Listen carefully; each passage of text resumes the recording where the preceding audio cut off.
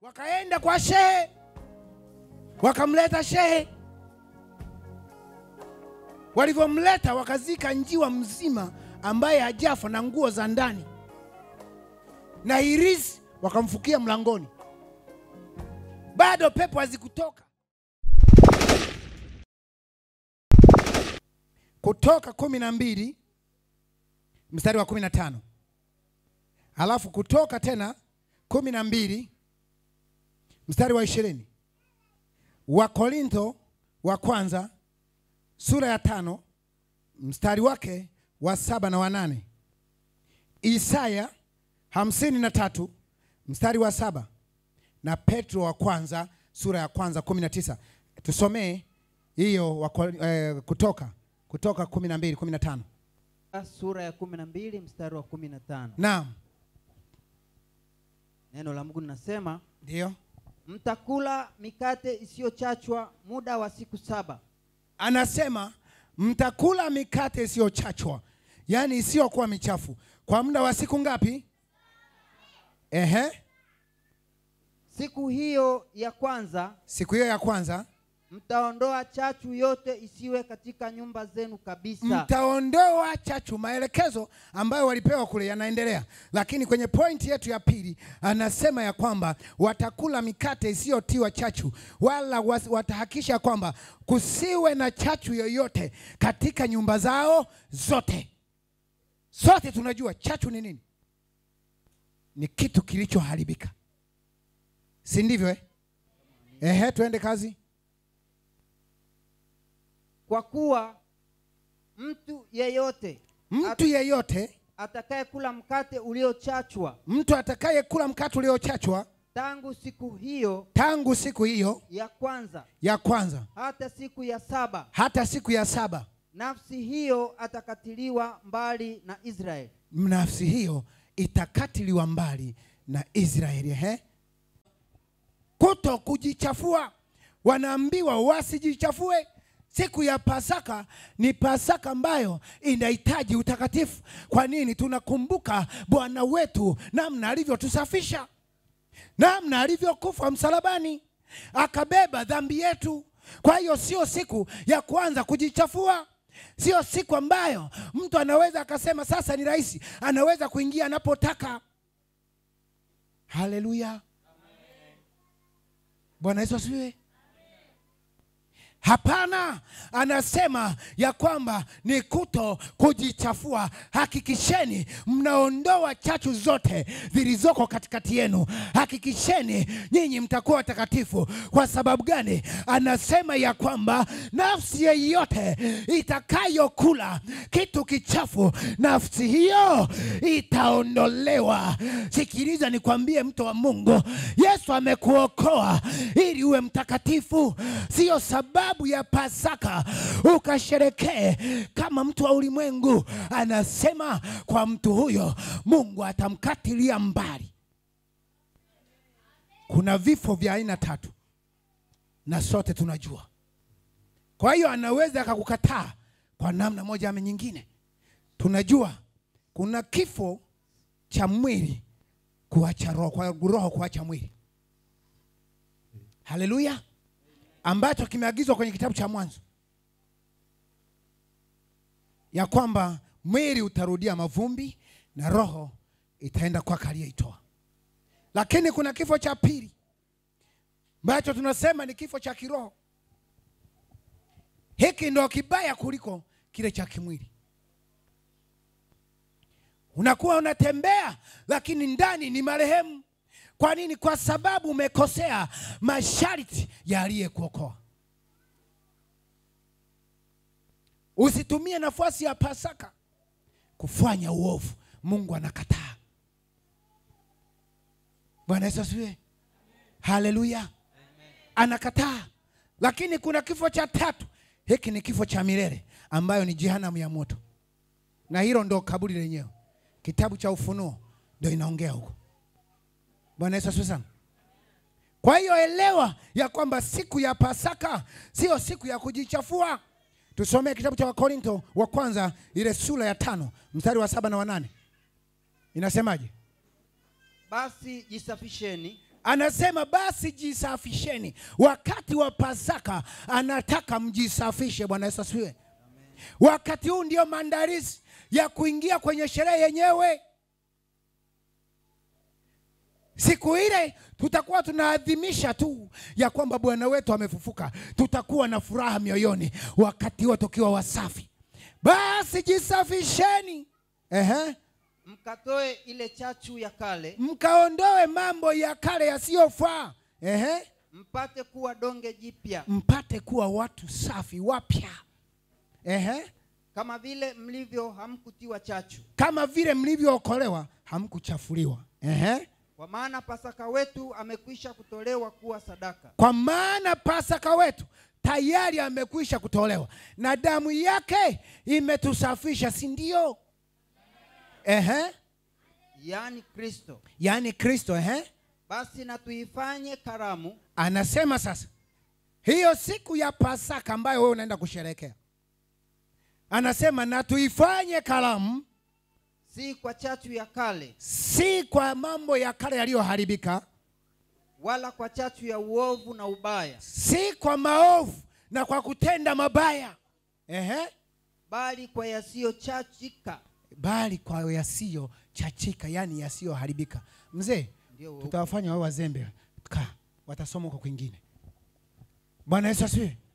Basi na tuifanye karamu, lakini karamu tunapaswa kuifanya, tuifanye kwa usafi. Haleluya. Wewe ukisafishwa kwa damu ya Yesu, unapaswa uishi kwenye hiyo njia ya hiyo damu ya Yesu. Sio tukija hapa, maana siku hizi injili zimebadilika. Injili zimekuwa za madhabahuni. Watu wakija madhabahuni ni balaa. Haleluya. Ni balaa. Wakitoka nje wanasahau. Wewe usiwe mtu wa namna hiyo. Wewe uwe mtu ambaye umesafishwa na unaendelea kuishi katika usafi. Ondoa chachu ile ya kale na mambo yaliyoharibika ya kale. Uishi ndani ya huyo Pasaka wako, baya amekubadilisha maisha yako. Sasa hivi unajikiri mwenyewe ya kwamba nimeokoka. Na una ujasiri na utishwi kwa sababu unakiri nimeokoka. Haleluya. Haleluya. Ukiwa unajiamini ya kwamba umeokoka, maana yako unajiamini ya kwamba hupiti kwenye chachu ya kale, na hii Pasaka sasa ndipo itakapokufaa. Lakini kama unatembea kwenye desturi na mazoea, tutakuona mtu wa kawaida, na hiyo Pasaka yako haitakufaa sana. Bwana Yesu asifiwe sana. Ondoa mambo ya zamani yote. Ishi kwenye maisha matakatifu. Pasaka ni kuwa mtakatifu kwa sababu damu ya Yesu imekusafisha. Sasa kama wewe umesafishwa, halafu bado kuna mambo ya kale, itakuwa ni changamoto. Hiyo siku jitahidi uwe msafi. Bwana Yesu asifiwe sana. Haleluya. Badilisha maisha yako. Anasema jitakaseni. Anaanza na neno basi, maana yake huko nyuma yaishe. Kuanzia sasa badilika. Sio tu kusanyiko liwe takatifu. Kwa nini? Kwa sababu huyo Pasaka aliyetolewa yeye ni mtakatifu. Maandiko yanasema kwenye kitabu cha Warawi pamoja na kitabu cha Petro wa kwanza. Anasema mtakuwa watakatifu kama yeye aliyewaita alivyo nani? Mtakatifu. Kwa hiyo hatuendi tu ili mradi ni kusanyiko, tunaenda kwenye kusanyiko takatifu. Na ukitoka kwenye kusanyiko takatifu, basi na wewe uwe mtakatifu basi. Usiishi kwenye desturi. Dini sio mpango wa Mungu. Kwa hiyo usiogope dini kuliko Mungu. Bwana Yesu asifiwe. Kwa sababu inawezekana, kwa sababu uko TAG, nikionekana na mTAG na kuaje? TAG haikupeleki mbinguni. Ila wokovu ulionao ndio utakao kupeleka mbinguni. Kwa hiyo muogope Mungu. Unapoingia hapa kwenye hili kusanyiko, liwe kusanyiko takatifu, sio ili mradi tu. Nimetangulia kusema nimealikwa wapi? Kanisani kule. Halafu unaenda tu. Unaingia tu ili mradi na wanaingia. Bwana Yesu asifiwe. Haleluya. Sio kila kusanyiko utakaloingia ni la watu watakatifu. Wengine sio watakatifu. Sasa sio tu umealikwa. Ukialikwa muulize Roho, je, hii ni Pasaka ninako kwenda? Hili ni kusanyiko takatifu? Haleluya. Haleluya. Kuna ile mama nilimwombea jana. Nilimwambia niletee majibu leo. Sijui upo.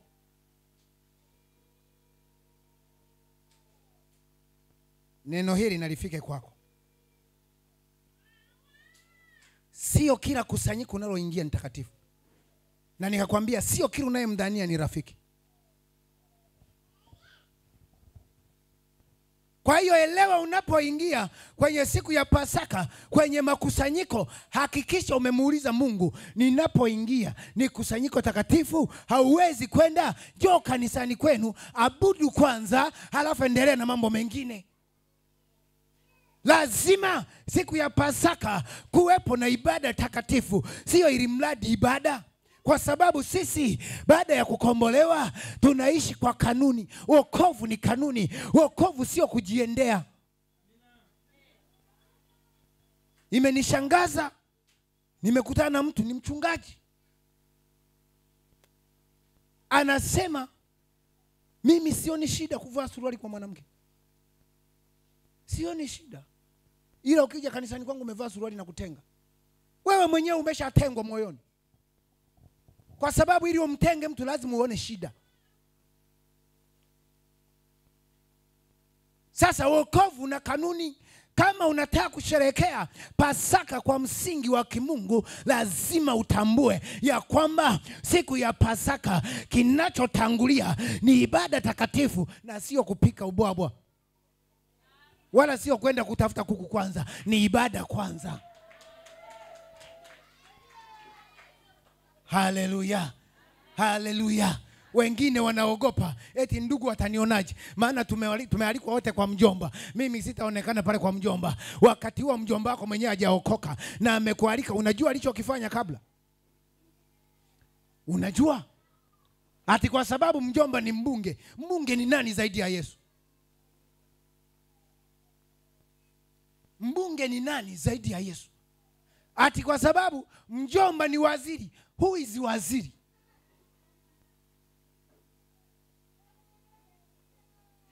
Mungu ndiyo kila kitu. Kwa hiyo hakikisha kusanyiko unaloliendea liwe takatifu, ambalo litakufanya umuone Mungu hata siku ya Pasaka. Ujue ya kwamba hakika leo nimesherehekea, nimemuona Bwana aliyeniokoa, nimeiona Pasaka ya kweli ambayo haina mawa, kwa sababu Pasaka wangu leo hakika amenifia. Nami natambua moyoni ya kwamba ameniokoa, na kwa sababu ameniokoa leo sijajichafua, na nikiwa tayari kwa wakati wowote. Maana wako wengine wakati wa Pasaka ukifika, yeye anawaza mabaya.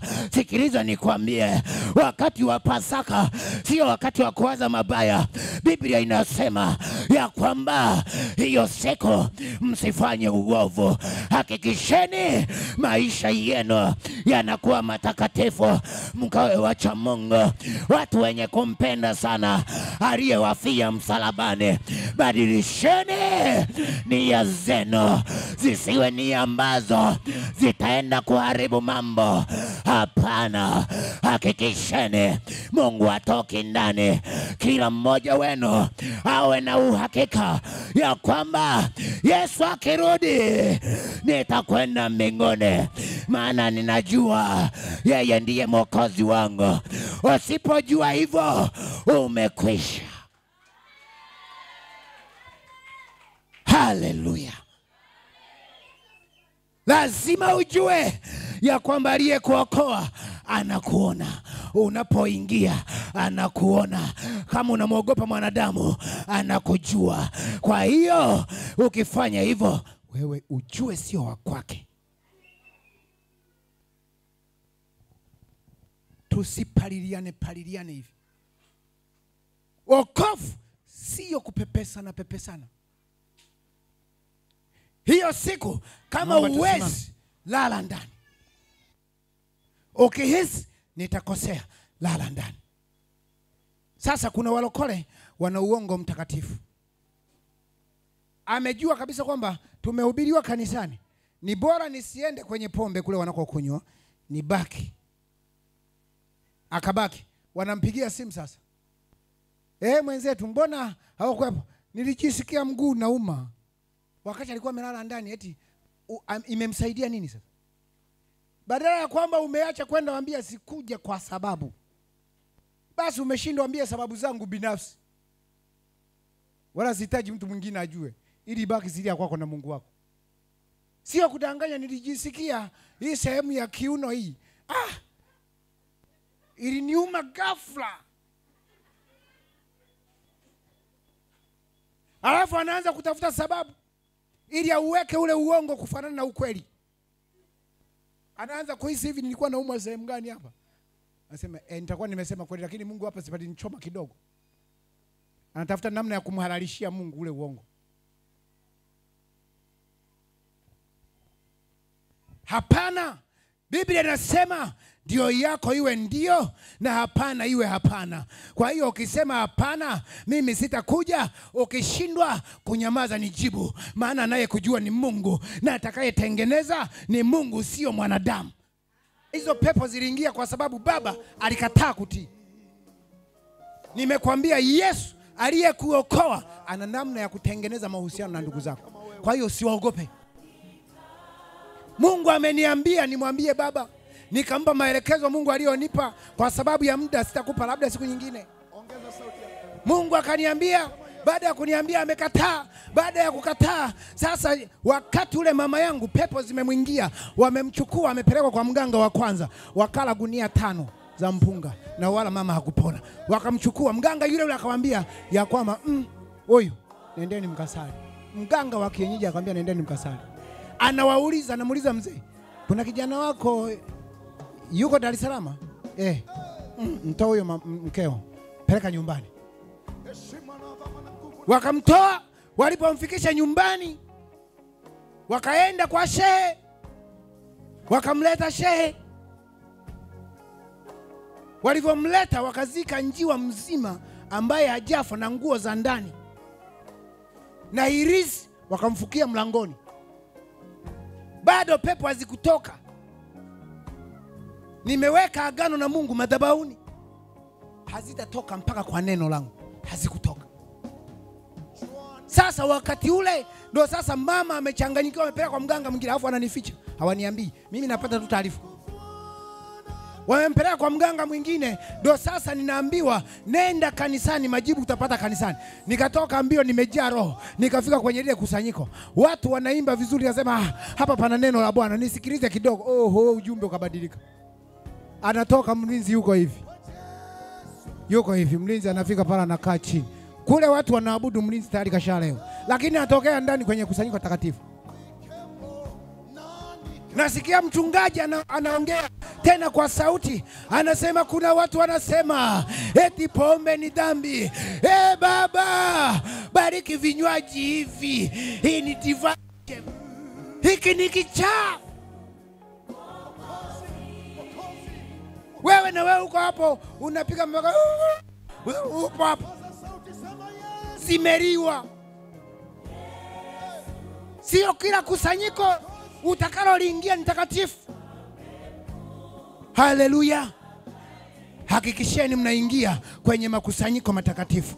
Siku ya Pasaka ni siku takatifu kwa Bwana. Imeandaliwa kwa waliokusudiwa. Haleluya. Naomba tusimame.